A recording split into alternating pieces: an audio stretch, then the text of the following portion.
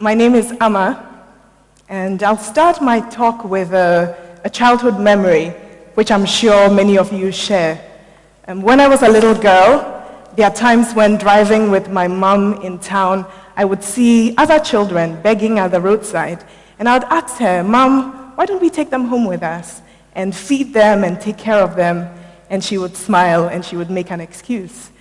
And there were times when I would hear adults complaining about how dirty the city was and talking about how it needed to be cleaned up. And I would ask, why don't we just call everybody and clean it up? And they would laugh.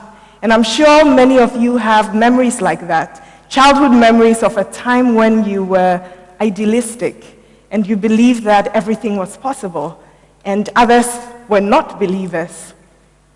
And then you grew up and had a reality check. And you realize that problems are complex. They arise out of many, many long histories. They arise out of different power structures, people who benefit.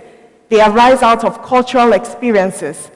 Sometimes problems seem like a concrete wall, something permanent, something fixed, something that can't be removed. And then when we grow up, the busyness of life sets in. We have companies to build, we have families to raise, and those childhood memories, those childhood calls kind of get relegated to the background. But there are people who refuse to let them get relegated to the background. I think our previous speaker is one of those, who insist that problems need to be solved, and they need to be solved now. But their approach to solving these problems is to do it in a way that's sustainable, that merges business principles with social passion. These people are called social entrepreneurs.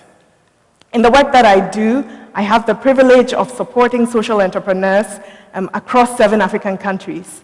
And as I've walked alongside some of these social entrepreneurs, I'd like to tell you some of their stories. I'd like to tell you stories of 4 entrepreneurs. 2 are at the beginning of their entrepreneurial journey, and 2 are a little further along. And out of these stories, I hope will come some inspiration and also maybe some lessons that we can learn. So the first entrepreneur is called Tess Fanish. Tess Fanish is a lady who lives in Addis Ababa. And one of the things that really bothers her is the number of young women who live off the streets, some of them with their children. Tess Fanish has worked most of her life in NGOs trying to deal with this issue.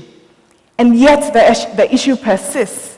And as she's worked in the social sector, trying to figure out how to deal with this issue of street mothers permanently, she came up with an idea to use a sustainable business, to use creating a local food product called injera, which everybody in Ethiopia eats, and which is also sold in the streets, to create a factory that produces injera, but then to use an ingredient that would make the price of their injera much lower than the market price so that it would sell.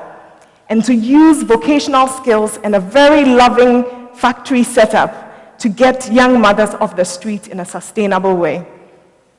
Tess Fanish is just at the beginning of her entrepreneurial journey. She entered one of Reach for Change's accelerator programs.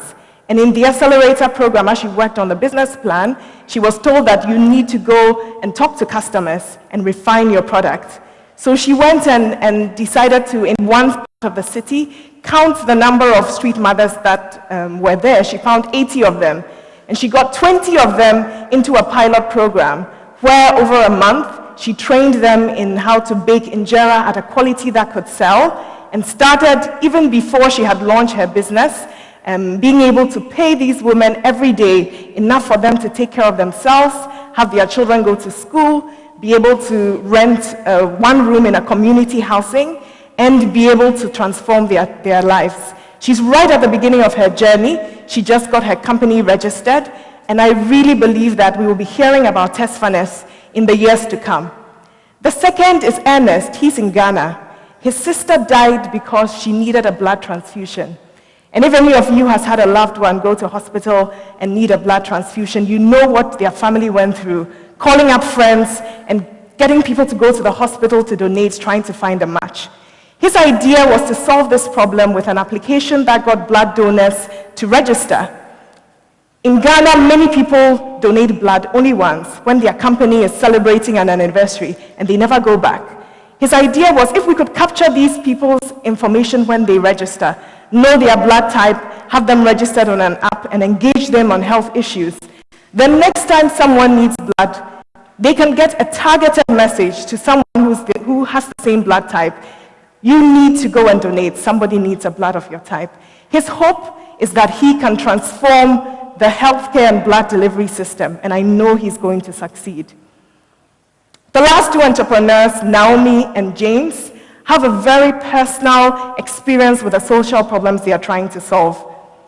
Naomi spent many, many years in hospital, and her idea was to create schools in hospitals for children like herself. And James was trafficked as a child. His idea was to rescue children from trafficking and integrate them in society. And they've both succeeded wildly. And I think the reason is because they have a very deep knowledge of the social problem, and their solutions came out of that deep knowledge. So the lessons that I have learned from these entrepreneurs, 4 quick lessons. The first is that local entrepreneurs are needed. You either need a deep experience in the problem that you're solving, or you need to immerse yourself into it. If you live in another country and you want to solve problems somewhere you don't live, move in with a humble heart, learn so you can create solutions that actually work. The second is that funding is vital. In our program, we're able to provide funding. And I see how many social entrepreneurs we interact with who apply for the programs, don't win, and still need funding. That's why I'm really excited that entrepreneurs in Ghana have come together to form Social Entrepreneurs Ghana. It's a network whose goal includes being able to get funding for social entrepreneurs through a number of creative means, including crowdfunding. The third is that even though I talked about 4 entrepreneurs, each of them had a community around them. They built teams that were just as passionate as them, that were able to deliver these outcomes.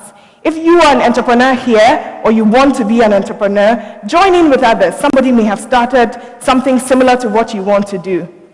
And the fourth is that sustainable revenue streams are the way of the future.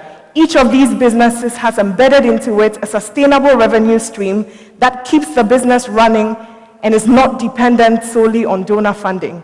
And I think that this is the new wave of business, reinventing business in a way that drives social value, but also creates a financial return.